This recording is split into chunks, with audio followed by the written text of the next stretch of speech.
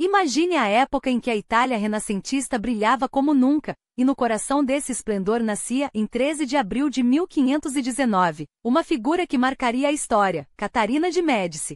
Seu berço foi Florença, cidade que respirava arte, poder e sofisticação, um verdadeiro tesouro da cultura europeia. Filha de uma união estratégica entre duas dinastias poderosas, sua mãe, Madalena de Latour de Alverny, condessa de Bologne, descendia de uma linhagem nobre francesa, conectada aos círculos mais influentes da realeza. Já seu pai, Lorenzo de Médici, duque de Urbino e governante de Florença entre 1516 e 1519, pertencia à lendária família Médici, não por sangue real, mas por um legado construído com astúcia, fortuna e mecenato. Os Médici não eram nobres por nascimento, mas se tornaram os arquitetos do Renascimento florentino. Com uma riqueza acumulada no século XV através do comércio e do apoio de monarcas europeus, dominaram Florença por quase 3 séculos, de 1434 a 1737. Seu poder se estendia além das finanças. 4 papas saíram dessa família, e seus casamentos eram peças-chave em alianças políticas. Catarina, desde o nascimento, carregava esse peso e essa oportunidade. Seus pais, casados por apenas 1 ano, selaram uma aliança orquestrada entre o rei Francisco I da França e o Papa Leão X, tio de Lorenzo. O objetivo? Contrariar o imperador Maximiliano e rival comum.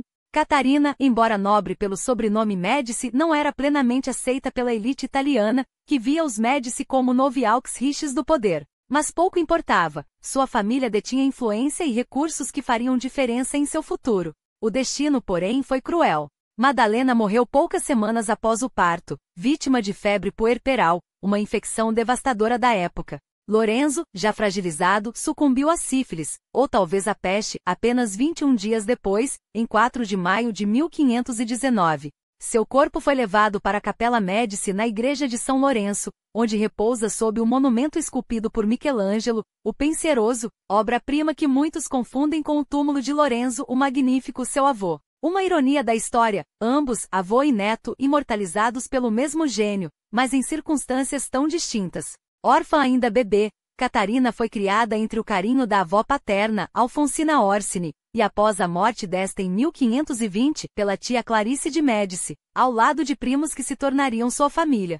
Educada por freiras em uma formação impecável para uma dama da nobreza com fluência em italiano, francês e latim, seu futuro parecia traçado. Um casamento vantajoso, possivelmente com um príncipe estrangeiro. O rei Francisco I chegará a cogitar levá-la para a corte francesa, sonhando em uni-la a um de seus filhos. Mas o Papa Leão X tinha outros planos. Pretendia casá-la com Hipólito de Médici, seu protegido, e para isso a nomeou Duquesa de Urbino. Um título mais simbólico que real, já que as terras foram em grande parte retidas pelos estados papais.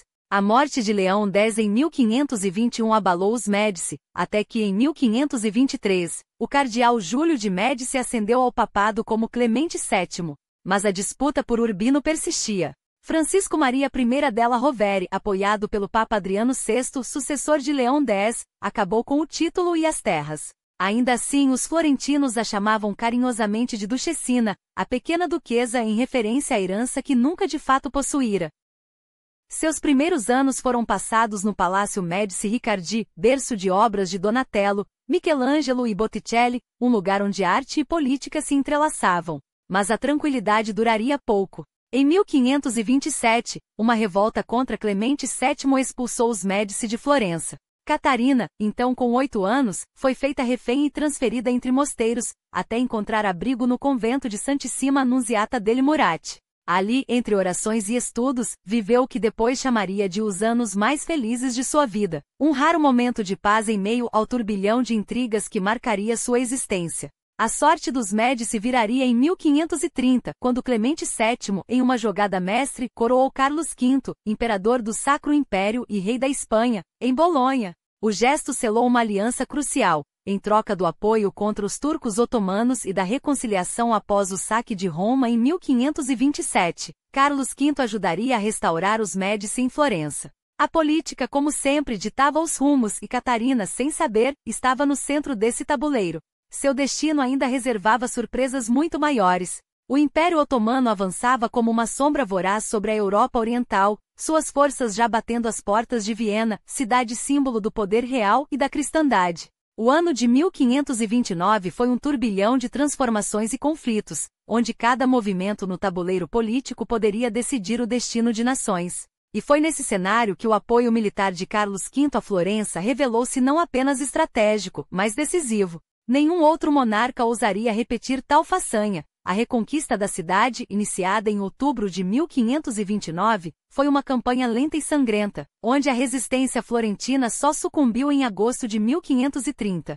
Mas o ápice desse drama não foi a vitória em si, foi o gesto que a antecedeu. Em 12 de agosto daquele ano, a história testemunhou um ritual de poder e legitimidade sem igual, a coroação de Carlos V pelo próprio Papa Clemente VII. Um privilégio reservado apenas ao Sacro Imperador Romano, um selo divino que transformava alianças em destinos. Enquanto as tropas sitiam Florença e a fúria popular clama pela cabeça de Catarina, alguns chegando a exigir sua execução pública. Humilhada e exposta à luxúria dos soldados, a jovem Médici aguarda seu destino entre as paredes frias do convento Santissima Annunziata degli Murati. Mas o cerco, a vergonha e o medo não seriam seu fim. Em 1530, um convite do Papa mudaria tudo. Roma a esperava não como refém, mas como peça-chave em um jogo muito maior. Na Cidade Eterna, sob a proteção de Clemente VII, Catarina tornou-se o centro das atenções.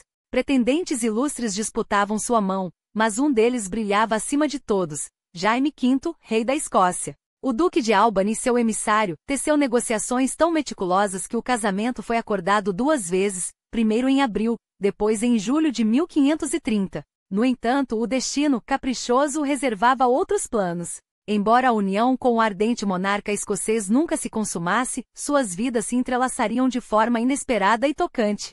Anos mais tarde, Catarina acolheria Maria Stuart, a jovem rainha da Escócia, como uma filha, forjando um laço que desafiaria guerras e traições. Mas foi outro pretendente que definiria seu futuro. Henrique, Duque de Orleans, segundo filho de Francisco I de França.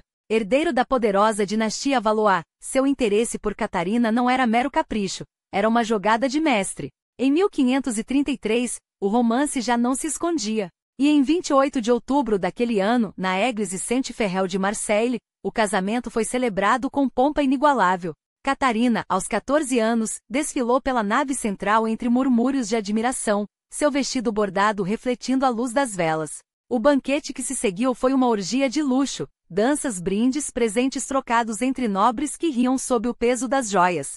Francisco I, radiante, não poupou esforços para garantir que a união fosse indissolúvel, tanto que na manhã seguinte, o próprio Papa Clemente abençoou o leito nupcial do casal. No entanto, a lua de mel duraria pouco. Henrique, marcado por 4 anos de cativeiro na Espanha, era um homem de paixões turbulentas. Enquanto Catarina tentava conquistar seu lugar na corte com inteligência e charme, encantando até os mais céticos com sua habilidade em línguas e sua astúcia política, o marido se perdia nos braços de outras mulheres. A primeira a roubar seu afeto foi Felipa Ducy, que lhe deu uma filha, Diana de França, em 1537. O escândalo foi inevitável. E com ele vieram os sussurros. Por que manter uma esposa que não dá herdeiros? A pressão sobre Catarina era brutal. Sem dote, cortado pelo novo Papa Paulo III após a morte de Clemente VII em 1534, sem aliados fortes e estrangeira em uma corte que a via com desconfiança, seu valor resumia-se a uma única missão: gerar um filho homem. A lei sálica, antiga e implacável, vedava às mulheres o trono francês.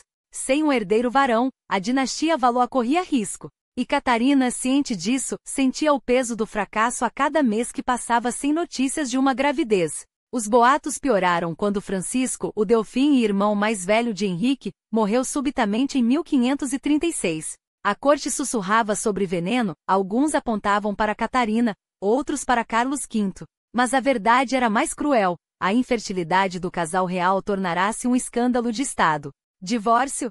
Exílio? As opções eram discutidas abertamente. Em uma época onde a caça às bruxas ganhava força, não demorou para que sua imagem fosse distorcida. A rainha negra, mulher estrangeira e estéril, suspeita de feitiçaria. Afinal, se não podia dar vida, quem garantia que não traria a morte? Desesperada, Catarina recorreu a tudo: poções, amuletos, conselhos do astrólogo Nostradamus e até dos irmãos Ruggieri, acusados de necromancia. Nada parecia funcionar. Até que, após uma década de angústia, o milagre aconteceu. Em 19 de janeiro de 1544, nasceu Francisco, seu primeiro filho. Um ano depois, Isabel. E então, como se as portas do céu tivessem se aberto, mais 8 crianças, 7 delas sobrevivendo à infância. 5 meninos. 5 herdeiros para a dinastia Valois. O futuro da França estava salvo. E Catarina, a órfã sem dote que chegou nua à corte, como ironizou Francisco I, tornará-se a mulher mais poderosa do reino. Mas seu verdadeiro reinado ainda estava por começar. Eis que o destino tece sua trama mais cruel. Entre os filhos que salvariam a dinastia Valois, 3 deles estavam destinados a reinar: Carlos IX, Henrique III e Francisco, duque de Anjou. A linhagem, outrora à beira do abismo, agora respirava aliviada, blindada pelo sangue de seus herdeiros. Mas o casamento de Catarina? Esse nunca foi consertado. Henrique II, seu marido, vivia enfeitiçado por Diane de Poitiers, a eterna rival, 19 anos mais jovem que ele, um escândalo que a corte sussurrava, mas que o rei exibia com orgulho. Enquanto o monarca envelhecia entre os braços da amante, Catarina, a rainha esquecida, encontrava seu poder onde ninguém mais olhava, no berçário real. Ela era mãe, e não qualquer mãe, uma estrategista que transformou a maternidade em trincheira. Enquanto Henrique a ignorava, ela moldava os futuros reis da França com uma dedicação que até seus inimigos admiravam. Os filhos eram seu exército, seu legado, sua arma. E ela os exibia como prova viva de que mesmo humilhada ainda era indispensável. Porque no fim das contas, o que importava não eram os suspiros de Henrique nos aposentos de Diane, mas o futuro de um reino, e esse futuro tinha o rosto de seus meninos. Até que em 31 de março de 1547, a morte bateu à porta do palácio de Rambouillet. Francisco I, o rei que um dia a chamara de a italiana sem dote, fechou os olhos para sempre. Henrique II subiu ao trono, e Catarina finalmente foi coroada rainha consorte na Basílica de Saint-Denis, entre os túmulos dos reis que a haviam menosprezado. O ironia do destino, ela pisava onde nenhum Valois ousara duvidar de seu lugar, mas a coroa era só de ouro e pedras frias. O poder real? Esse continuava nas mãos de outros. Enquanto Henrique partia para guerras distantes, quem governava não era sua esposa mas a regente, e nas sombras, Diane de Poitiers, a verdadeira rainha sem título. O chantel de Chenoncial, joia do Loire, foi presenteado a ela, não a Catarina. Os embaixadores estrangeiros sabiam, se quisessem algo de Henrique deviam passar por Diane. Ele se senta em seu colo para discutir política, enquanto acaricia seus seios, confessava, escandalizado, o representante imperial. A amante não via Catarina como ameaça, afinal, já lhe havia tirado tudo. Deixia ter os filhos, deve ter pensado. O resto é meu. E assim, entre humilhações e partos arriscados, Catarina quase morreu em 1556, ao dar à luz gêmeas. John não resistiu, Vitória sobreviveu apenas 7 semanas. Os médicos então foram claros: majestade, basta. Henrique, já cansado do corpo marcado da esposa, deixou de visitá-la. Diane, em um gesto de generosidade, sugeriu que ele cumprisse seu dever uma última vez. Mas não. Catarina não teria mais filhos. Seu ventre, que salvara a dinastia, agora era considerado inútil. Mas se o rei a abandonava como esposa, o destino lhe entregava outro papel, o de mãe de uma rainha. Maria Stuart, a pequena soberana da Escócia, chegou à corte francesa aos 5 anos, prometida ao Dauphin Francisco, filho mais velho de Catarina. A menina era neta de Margarida de Angoulême, irmã de Francisco I, sangue Valois e Guise, uma aliança perigosa. Catarina a acolheu como filha, ensinando-lhe os códigos de um mundo onde as mulheres reinavam pelas sombras. E em 24 de abril de 1558, o casamento foi celebrado. Francisco, de 15 anos, e Maria, de 16, unidos em uma cerimônia que selava sonhos e presságios. 2 anos depois, o jovem rei morreria, deixando Maria viúva e a França à mercê de seu irmão seguinte, Carlos IX. Enquanto isso, a Europa ardia. As guerras italianas que por décadas dilaceraram a península onde Catarina nasceu, chegavam ao fim. Em abril de 1559, Henrique II assinou a Paz de Catial-Cambresis, um tratado que encerrava meio século de sangue entre Valois e Habsburgos. Para selar a trégua, sua filha Elizabeth, de apenas 13 anos, foi prometida a Felipe II da Espanha um casamento por procuração, celebrado em Paris com 5 dias de torneios, máscaras e bailes. Henrique, é claro, vestiu as cores de Diane, preto e branco, como um insulto velado à rainha que observava tudo em silêncio. E então veio o último ato. No torneio de 30 de junho, o rei teimoso insistiu em enfrentar Gabriel de Montgomery, conde de um destino trágico. A lança do adversário estilhaçou-se contra seu elmo. Um fragmento perfurou seu olho, cravando-se no cérebro. Sangue, gritos, desmaios. Catarina, Diane e o Dauphin Francisco caíram em choque. Durante 10 dias Henrique agonizou, cego e delirante, enquanto os cirurgiões tentavam extrair os estilhaços de sua carne. Diane, temerosa, manteve distância. Catarina não. Ela ficou. Até o fim. Quando ele morreu, em 10 de julho de 1559, aos 40 anos, Catarina não chorou em público. Em vez disso, adotou a lança quebrada como emblema, com a inscrição em latim: Lacrimae Inc, dolor, daqui vem minhas lágrimas, minha dor. Vestiu luto para sempre. Não por amor, mas por estratégia. Porque uma viúva em preto era intocável. Uma mãe em luto inquestionável. Aos 40 anos, Catarina de Médici finalmente entenderá a lição mais cruel do poder. Os reis são feitos de sangue e simbolismo. E ela, que chegará à França como uma órfã sem nada, agora detinha o bem mais valioso de todos, os filhos que herdariam um reino. E a história ainda nem havia começado. Não bastava ser rainha-mãe. Catarina queria ser a arquiteta do destino. E quando Francisco II, seu filho primogênito, subiu ao trono aos 15 anos, um menino com a coroa pesando mais que sua própria cabeça, ela soube que aquele era seu momento. Não como regente, não como sombra, mas como a força invisível que movia os fios do poder. O título de rainha-mãe não era um consolo, era uma declaração de guerra. Uma guerra silenciosa, travada nos corredores do Louvre, entre sorrisos e venenos, entre missas e conspirações. Francisco, pálido e doente, mal conseguia sustentar o cetro. Diziam que a coroa, forjada em ouro e pedras preciosas, curvava sua espinha frágil como se pressentisse o fardo que carregava. Mas quem realmente a segurava eram as mãos de Catarina, e as dos Guise. Ah, os Guise! Aquela família de aço e fé cega, que via hereges em cada sombra e traição em cada suspiro. Francisco de Guise, o duque, e seu irmão, o cardeal de Lorena, tinham transformado a corte num altar de intolerância. E Catarina, que não tinha exército nem fé inquebrantável, teve que dançar com eles. Por enquanto, ela começou pela purga. Diane de Poitiers, a eterna rival, a amante que roubara o coração de Henrique II, e com ele, anos de influência, foi a primeira a cair. Devolva as joias da coroa, ordenou Catarina, com a doçura de uma faca enfiada nas costuras. Deixe-se anunciar.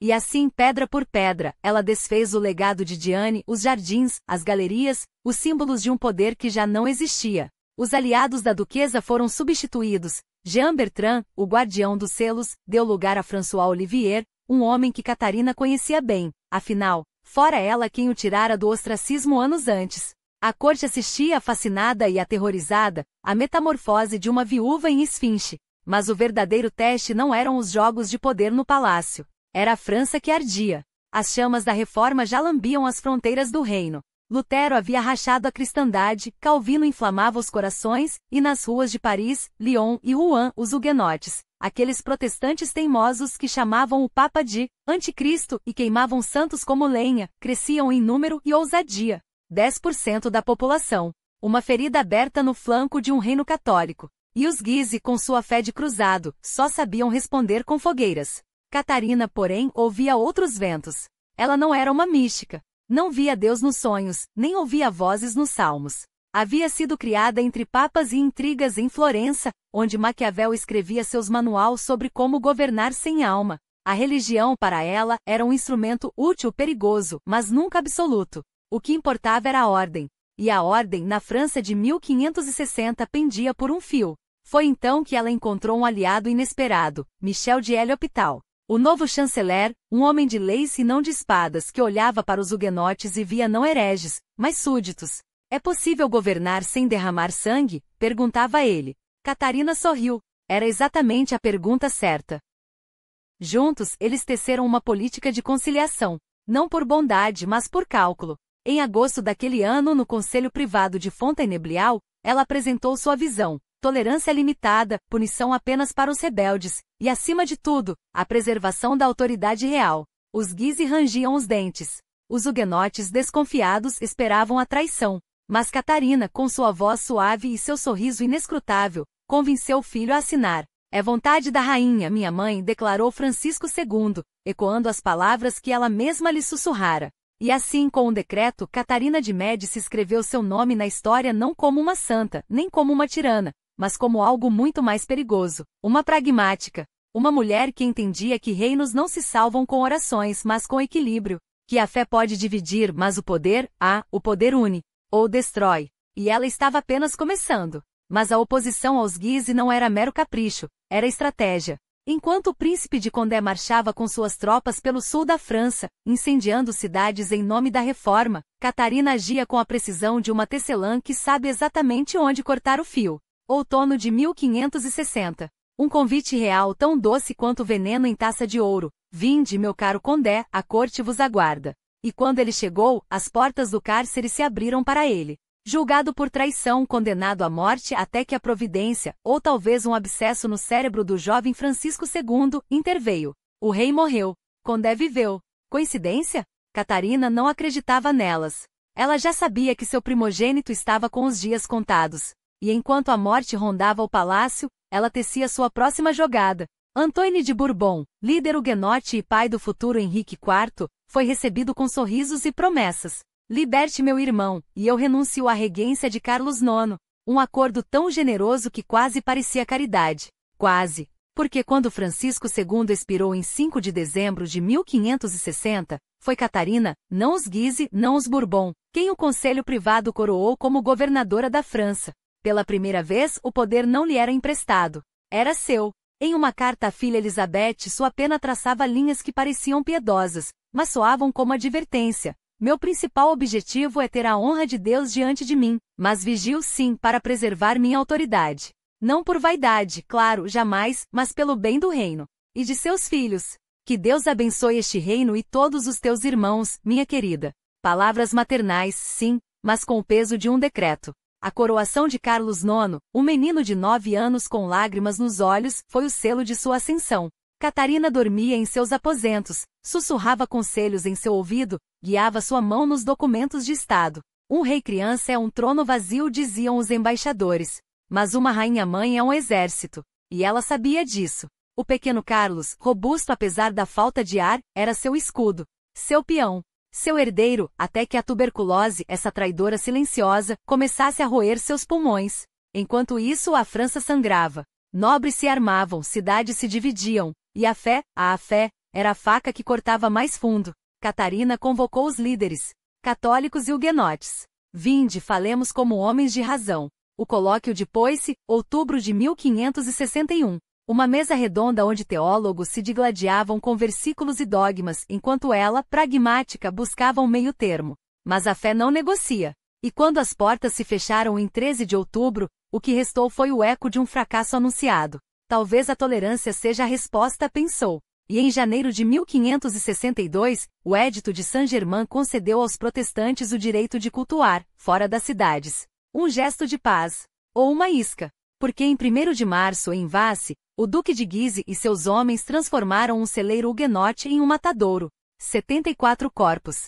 Sangue nas paredes. E Paris, essa devota hipócrita, aclamou Guise como herói.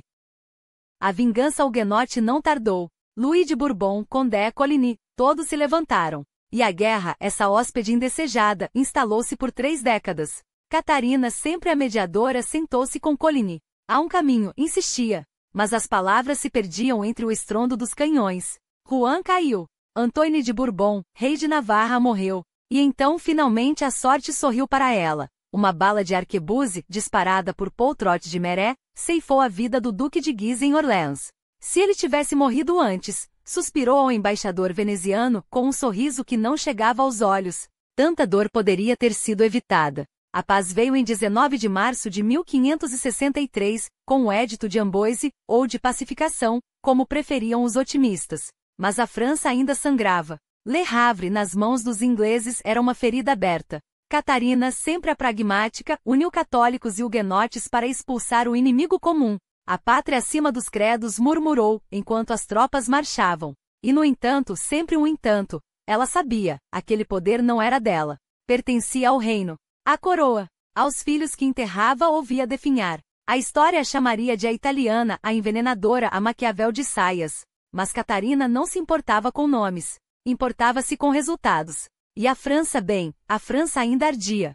17 de agosto de 1563. O Parlamento de Rouen proclama, com pompa solene, a maioridade de Carlos IX. Aos 13 anos, sim, Apenas 13 e o menino rei é declarado apto a governar sozinho. Um gesto simbólico, uma cortina de fumaça. Porque todos sabiam, a França ainda se curvava ao gênio de Catarina.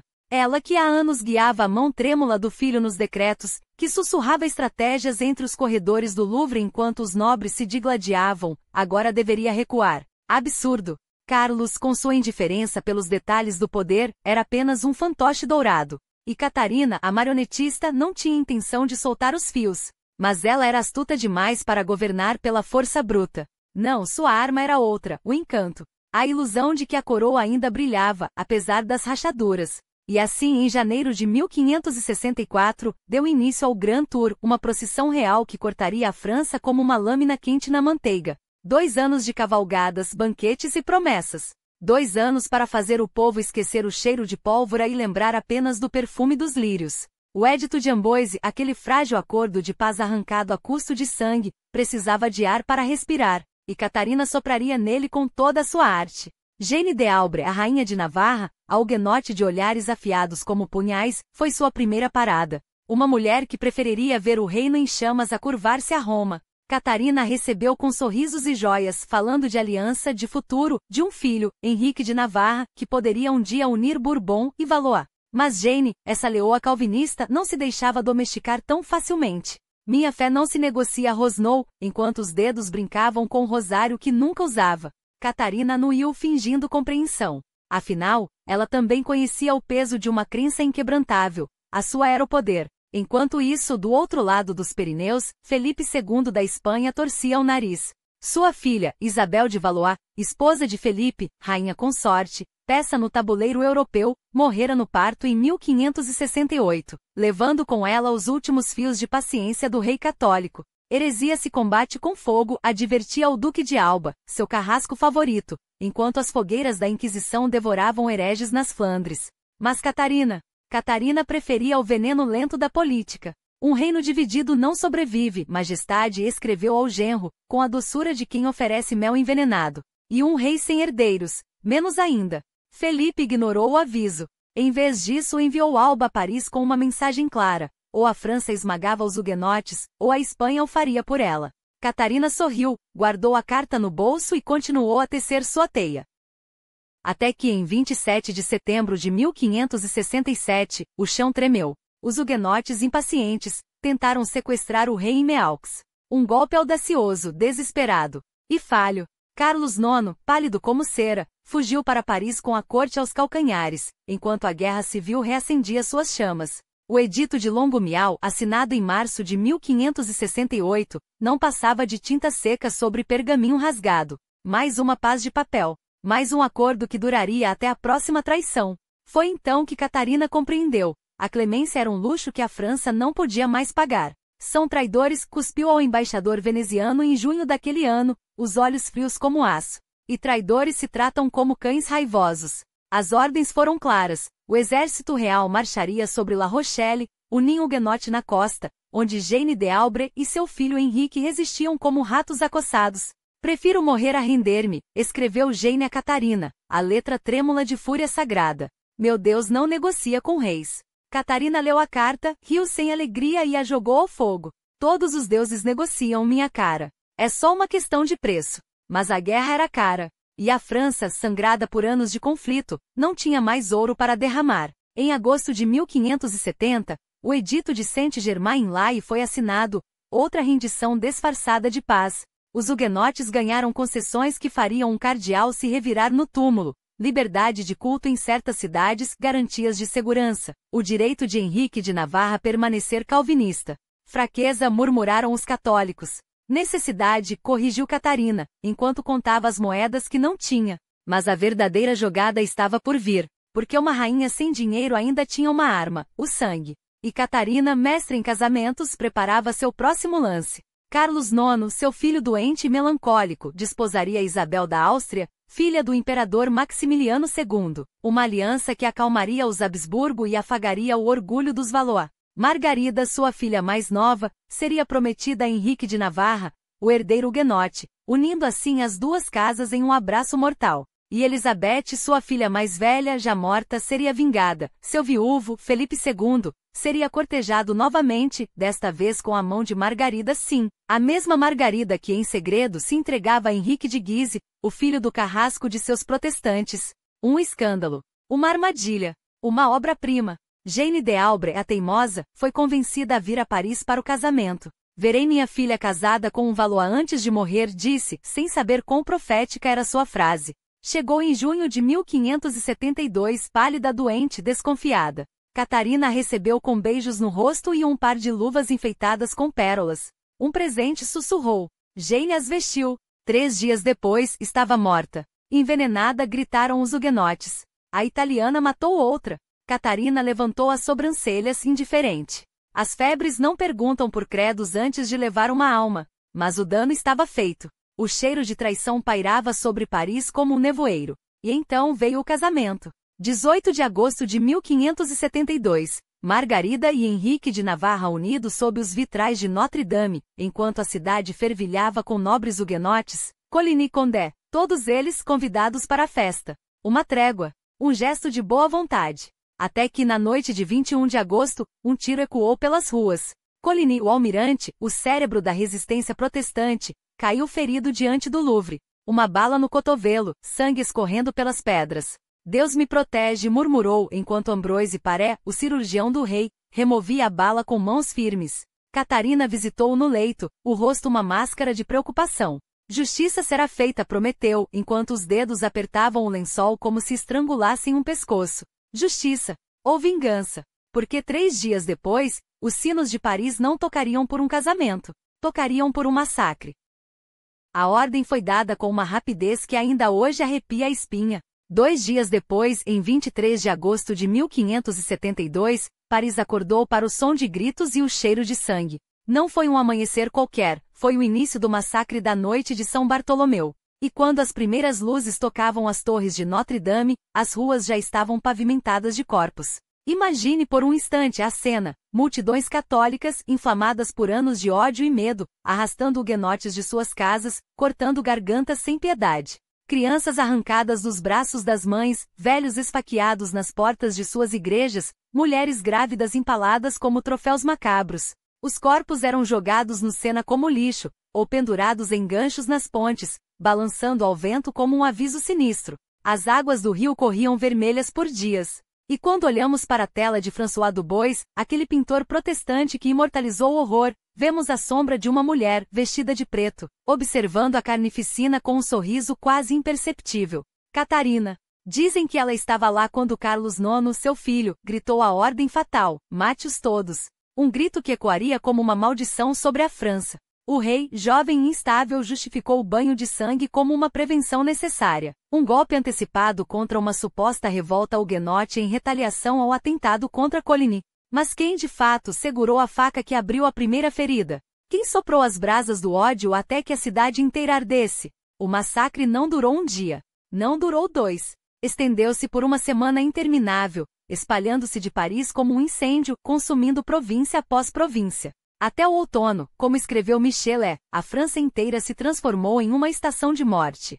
3.000 em Paris. 70.000 pelo reino. 70.000 almas, artesãos, nobres, camponeses, pastores, ceifadas em nome de Deus, do rei ou, quem sabe, de uma rainha que tecia suas intrigas entre as sombras do Louvre. E quando o sangue finalmente secou nas pedras, o que restou de Catarina de Médici? Sua reputação, outrora intocável, desabou como um castelo de cartas. Mas ela não se curvou, não chorou. Em 29 de setembro, enquanto os ecos dos gritos ainda arrasavam nos becos, sua filha Margarida desposava Henrique de Navarra, um protestante, agora convertido à força, joelhos tremendo diante do altar. E Catarina? Catarina riu. Os embaixadores estrangeiros, horrorizados, relataram seu riso estridente, quase demoníaco, enquanto a noiva, sua própria filha, era arrastada para um casamento que cheirava a traição e sangue fresco. Foi então que nasceu a lenda da Rainha Negra. Os huguenotes, mestres da palavra impressa, não perderam tempo. Suas prensas trabalhavam dia e noite, cuspindo panfletos que pintavam Catarina como a encarnação do mal, uma Médici maquiavélica discípula das artimanhas de O Príncipe, ironicamente obra dedicada a seu pai, Lorenzo. Em 1575, um manuscrito anônimo, Discours Merveilleux, circulou como fogo em palha, acusando-a de arquiteta do massacre, de monstro sedento de poder. A pior das mulheres, escreviam. A Serpente de Florença. Sua imagem, antes associada ao luto pela morte de Henrique II, agora se transformava em algo muito mais sinistro. A Dama de Preto não chorava mais, ela ceifava. Mas aqui está o paradoxo. Catarina, a suposta vilã, era também a mulher que sonhava com a unidade da França, que havia, ela mesma, orquestrado o casamento entre sua filha e Henrique de Navarra, na esperança de costurar a ferida entre católicos e protestantes, que convidará os líderes huguenotes para Paris não para uma armadilha, mas para um banquete de reconciliação. Como poderia ela, então, ter ordenado sua própria ruína? Os historiadores ainda se dividem, uns veem nela uma estrategista fria, que viu no caos a chance de eliminar de uma vez seus inimigos. Outros, os mais generosos, argumentam que o massacre escapou de seu controle, que a fúria popular, uma vez solta, não obedece a ninguém. E no entanto, como ignorar o riso depois do casamento forçado? Como não suspeitar daquela que mesmo após a tempestade, continuou a jogar suas peças no tabuleiro do poder? Mas Catarina não era apenas uma política. Era uma Médici. E os Médici não se definem pela guerra, definem-se pela arte. Ela entendia, como poucos, que o poder não se sustenta apenas por espadas, mas por símbolos.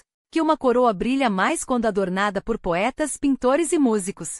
Enquanto a França sangrava, ela investia em festas suntuosas, em escolas de arte, em retratos que eternizariam os Valois como deuses mortais.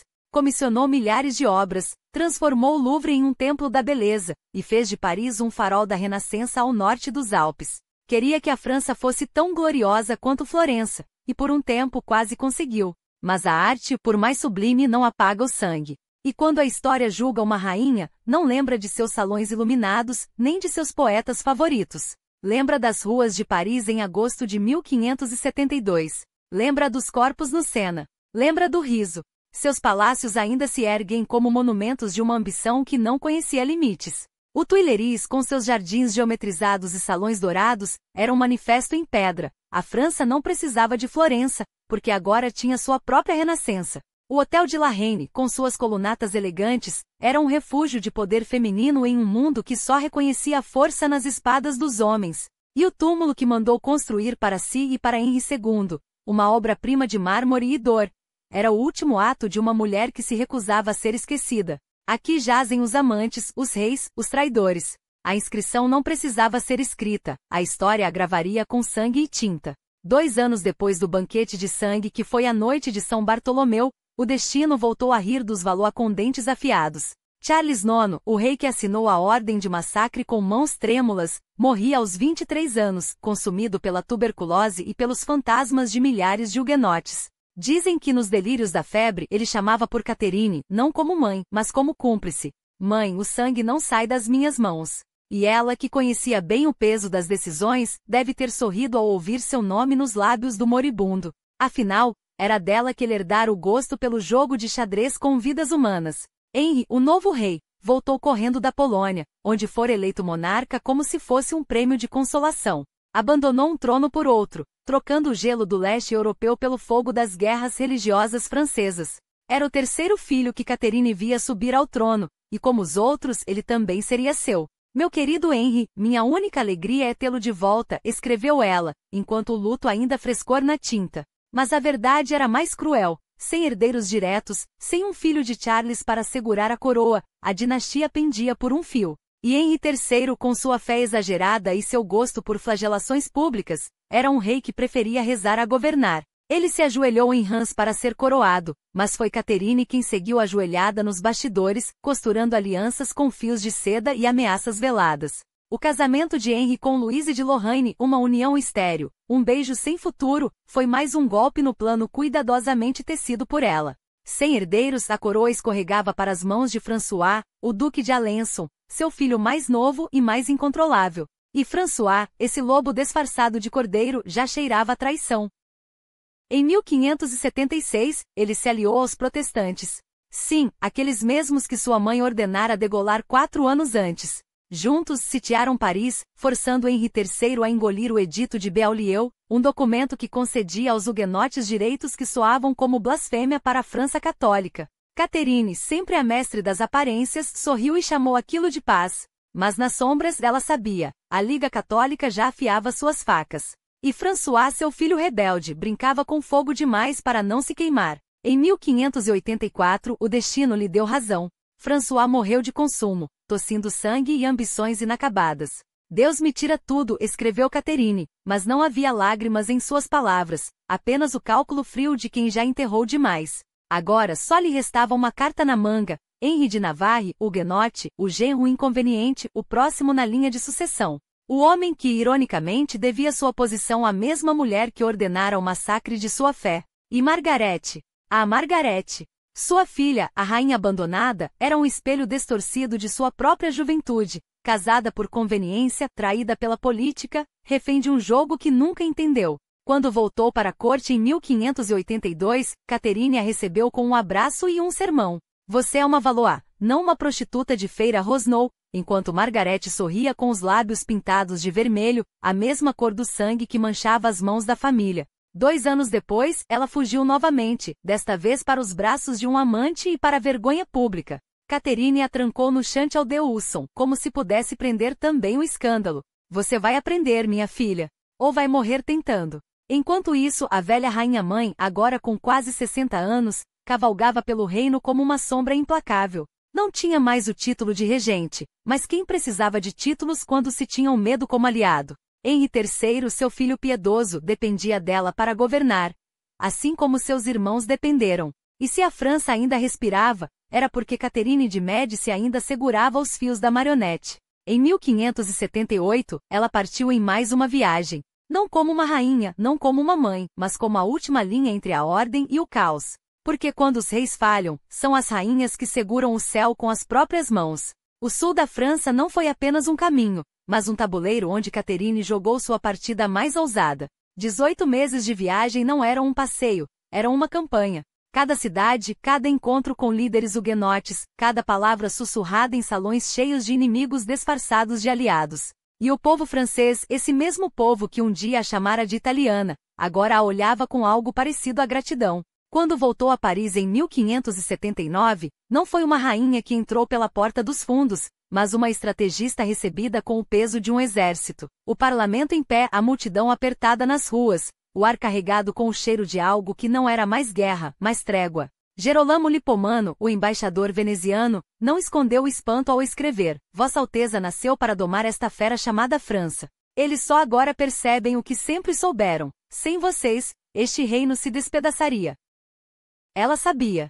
Sempre soube. Os Valois estavam afundando, e em novembro de 1579, suas palavras ao filho eram menos uma carta e mais um aviso gravado a sangue: Meu querido, vocês estão à beira de a revolta geral, a traição vestida de piedade, a faca que todos juravam não ter, mas que brilhava debaixo de cada manto. Catherine não precisava de profetas. Ela lia os homens como quem lê um mapa de batalha. E quando o edito de Beaulieu concedeu direitos aos huguenotes, não foi bondade, foi cálculo. Porque a Liga Católica, essa hidra de nobres e bispos sedentos por poder, já se erguia nas sombras, alimentada pelo ódio e pelo ouro espanhol. O Duque de Guise, com seu sorriso de lobo e sua cruz no peito, não queria um rei, queria um trono. E o Tratado de Joinville não foi um acordo, foi uma declaração de guerra. Henrique III, seu filho hesitante, oscilara entre a espada e o rosário. Em 1585, assinou o Tratado de Nemours como quem assina sua própria sentença, cedendo a Liga, entregando as chaves do reino aos que juravam salvá-lo. Catherine o observava silenciosa, enquanto ele se trancava em oração com seus 45, esses homens que mais pareciam carrascos do que guardas. A paz se carrega num bastão, meu filho, ela lhe escrevera, mas Henrique preferia ilusões. A França já não era dele. Era deles, dos Guise e dos espanhóis, dessa liga que crescia como um tumor, devorando cidades, fechando portos, oferecendo abrigos à armada de Felipe II. E quando Maria Stuart rolou no cadafalso em 1587, não foi só uma rainha que morreu, foi o último fio de alianças que se partiu. A Europa católica uivou por vingança e a França, fraca e dividida, não tinha mais forças para escolher lados. Então veio maio de 1588. Paris, essa cidade que um dia beijara seus pés, agora cuspia em seu nome. Barricadas nas ruas, suíços recrutados à força, o povo gritando que só obedeceria a Guise. Catherine, velha mas ainda de cabeça erguida, atravessou a multidão para a missa, e chorou. Não por medo, mas por ver o que seu filho não via. O reino se esvaía como areia entre os dedos. Nunca estive em situação tão desesperadora, confessou a Bellièvre, enquanto a tosse roía seus pulmões. Henrique, sempre um passo atrás, fugiu de Paris, assinou concessões, demitiu ministros sem consultá-la. E ela, a serpente florentina, sentia o veneno da traição correndo nas veias da corte. Até que dezembro chegou. Nos salões de Blois, onde o ar cheirava a cera e conspiração, Henrique chamou Guise para um encontro. Os 45 esperavam. Uma adaga, um grito abafado, o corpo do duque desabando aos pés da cama real, símbolo perfeito de um rei que só sabia matar o que não conseguia governar. O irmão de Guise, o cardeal, veio depois, mais uma mancha de sangue no tapete dos Valois. Catherine não esteve lá para ver, mas soube. Sempre soube que o filho, em seu desespero, escolheria o pior caminho. Não a política, não a paciência, mas a faca. E quando a faca falha, só resta o cadafalso. A dinasta que segurara a França nas mãos por 3 décadas agora observava, da janela de seu quarto, a neve cair sobre Blois. O reino queimava. Seu filho queimava com ele. E Catherine de Médici, a última rainha, soube que sua hora chegará. Note com um grito, mas com o silêncio de quem já viu demais. Os calabouços do palácio guardavam os corpos, se é que ainda os procuravam. Quando o sangue secou, Henrique III finalmente curvou-se diante da mãe. Não por arrependimento, mas por necessidade. Perdoe-me, murmurou, como se a palavra pudesse lavar as mãos manchadas de Guise. Catherine, com a graça de quem já vira rei se ajoelharem por menos, perdoou. Entendeu. Ou fingiu entender. Afinal, não era a primeira vez que um filho seu confundia poder com faca, estratégia com carnificina. Faço por ele o que ele faria por mim, pensou, enquanto as velas tremeluziam no quarto escuro. Mas o que restava de Henrique III, além da coroa que escorregava entre seus dedos? Um homem que, em vez de governar, esfaqueava. Em vez de reinar, se afogava em suspeitas. Ó homem desgraçado! O que fizeste? Sussurrou ao frade na missa de Natal, enquanto a neve caía do lado de fora como cinzas de um reino que já não era seu. Os olhos dela, outrora afiados como lâminas de Florença, agora se perdiam no vazio. Vejo-o correndo para a ruína e ninguém, nem Deus, nem os santos, parecia capaz de detê-lo. O cardeal de Bourbon, seu velho amigo, riu quando ela lhe prometeu liberdade no ano novo. Suas palavras, madame, nos trouxeram a todos até aqui, disse, como se a ironia fosse um vinho que só os velhos saboreiam. 5 dias depois, Catherine de Médici expirou. Não com um grito, não com uma maldição, mas com o mesmo silêncio com que havia observado a França se desmanchar. Pleurisia, disseram os médicos. O corpo cansado, o coração mais ainda. Dezembro a havia esgotado e janeiro a levou. Nem sequer teve forças para repreender o filho pela morte de Guise, afinal, que adiantaria? Paris ardia, a coroa tremia, e os Guises, mesmo mortos, ainda riam dela do além. Não houve funeral em Notre-Dame. Não houve procissão pelas ruas que amara e dominara. Os inimigos da coroa ainda seguiam donos de Paris, e a rainha que um dia fora a mais temida da Europa foi enterrada como uma estranha, na pequena igreja de Saint-Sauveur, em Blois, ao lado do castelo onde passará seus últimos dias, ouvindo o vento uivar como os fantasmas de seus filhos. Só mais tarde, quando a poeira baixou e a história se encarregou de apagar algumas manchas, seus restos foram levados para Saint-Denis, junto de Henrique II, seu amor e sua primeira vítima. O túmulo, uma obra-prima de mármore e dor, erguido por Diane de France, filha bastarda, alma piedosa, a única que talvez a entendesse. 4 virtudes cardinais o ornavam: prudência, justiça, fortitude, temperança. 4 mentiras esculpidas em pedra. Porque Catherine conhecera pouco de temperança, e a prudência lhe fora arrancada à força, golpe a golpe, traição a traição. Quando a Revolução chegou em 1793, os revolucionários não pouparam nem os mortos. Os túmulos dos reis foram profanados, os ossos espalhados como sementes de um futuro que ninguém queria colher. Mas o de Catherine, por milagre ou ironia, sobreviveu. Alexandre Lenoir, um homem que entendia o valor das ruínas, o salvou. Como se até na destruição ela soubesse se fazer necessária. 8 meses depois de sua morte, Henrique III caiu sob a faca de Jacques Clément. Um monge fanático, um rei desesperado, um reino que já não tinha mais reis. Paris, sitiada, assistiu ao último Valois morrer como viverá, sozinho, traído, com as mãos sujas de sangue alheio. E quando Henrique de Navarre, aquele huguenote que Catherine um dia tentará casar com Margarida, sua filha rebelde, subiu ao trono como Henrique IV, a era dos Médici na França se fechou com um suspiro. 3 séculos de Valois, reduzidos a pó. 3 filhos reis, todos mortos antes dela. Todos, menos Margarida, a deserdada, a que sobreviveu para contar, ou calar, a história. O que uma mulher poderia fazer?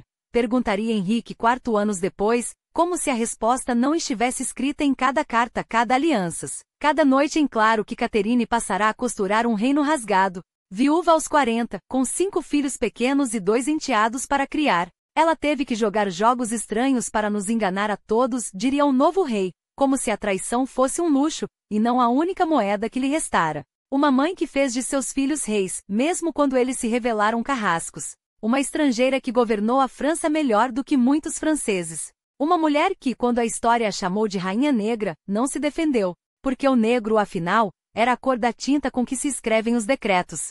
Era a sombra que caía sobre os salões quando as velas se apagavam.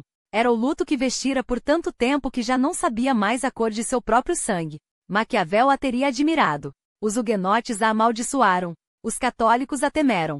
E os historiadores, esses juízes de papel, reduziram-na a um nome. A serpente italiana, a envenenadora, a mãe dos monstros. Como se a França não tivesse sido ela mesma um monstro naqueles anos. Como se a conciliação não fosse um sonho impossível entre facas e fogueiras. Caterine tentará sim. Tentará com casamentos, com editais, com palavras que ninguém queria ouvir. Mas quando as palavras falham, restam apenas 2 caminhos, a rendição ou o aço. E ela, que viera dos Médici, conhecia bem o peso de uma adaga. Hoje seu túmulo em Saint-Denis é uma lição. Não de virtude, mas de sobrevivência. Não de santidade, mas de poder. Porque Caterine de Médici não governou para ser amada. Governou para que a França não caísse. E se no fim, o reino ardeu mesmo assim, que se pergunte, quantos homens com metade de sua astúcia, teriam deixado sequer cinzas para contar a história? E o casamento de sua própria filha com Henrique de Navarra, líder huguenote? Também foi obra sua. Uma jogada que mais uma vez provou que ela via o tabuleiro onde outros só enxergavam peças. Os Valois não se mantinham no trono por acaso, era ela quem tecia as alianças, quem transformava inimigos em parentes, quem garantia que a coroa não rolasse pelo chão como uma moeda perdida. E enquanto os filhos vacilavam, ela ergue palácios. Não por vaidade, mas por estratégia. O Louvre, as tapeçarias, os banquetes suntuosos, cada detalhe era um manifesto. A monarquia não se ajoelha nem mesmo quando sangra. Dizem que os homens que vieram depois dela reinaram por décadas. Mas será que teriam durado uma semana sem o aço que ela forjou? A história gosta de simplificar, ou a rainha negra ou a mãe devotada. Como se uma mulher que sobreviveu a 3 reis, uma dúzia de guerras e incontáveis traições pudesse ser reduzida a um adjetivo. Caterine de Médici não queria ser lembrada como santa. Queria ser lembrada como quem entendeu, antes de todos, que o poder não se pede, se toma. E se hoje seu nome ainda queima nos livros, não é por acaso. É porque ela escolheu ser a chama, não a cinza. Então, digam-me, foi a vilã que a lenda pintou, ou a única que ousou jogar um jogo onde todos os outros já haviam perdido? Uma coisa é certa, quando a França precisou de uma rainha, não precisou de uma coroa. Precisou de uma lâmina. E ela estava lá, afiada como sempre.